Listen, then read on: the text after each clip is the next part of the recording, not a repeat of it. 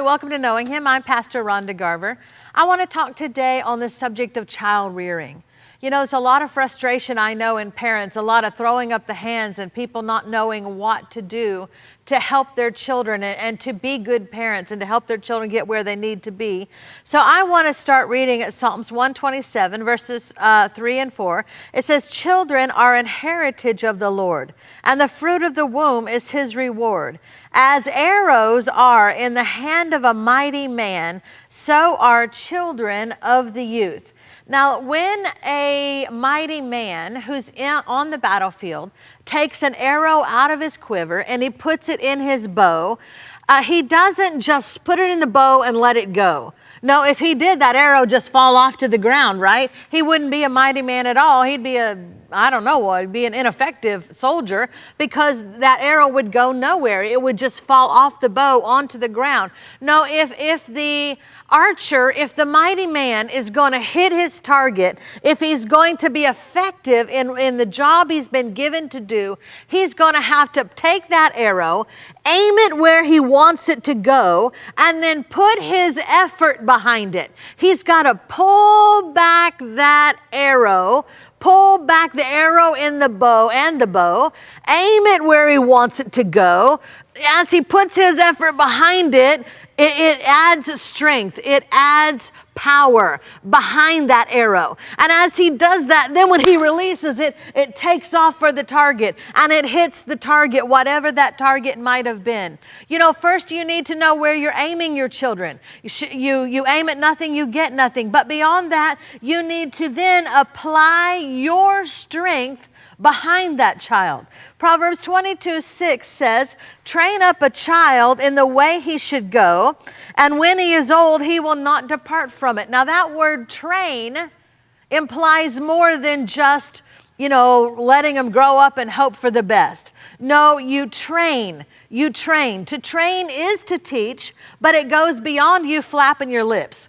Training is you getting in there with somebody and showing them what to do, helping them to do it, and then helping them as they do it, helping them hone those skills, putting your effort behind them. You need to put your effort behind your child's development in however they should go. How do you do that? In time. In giving them your time, in spending time with them. You know, a child learns to pick up the house because they pick up the house with you. A child learns to help the poor because they go down to the rescue mission with you. A child learns, whatever it is that they need to learn by doing it with you, by your time with them. You know, that old adage, "Do as I say, not as I do," it just simply doesn't work. It's more like monkey see, monkey do. What you do is what that child is going to imitate.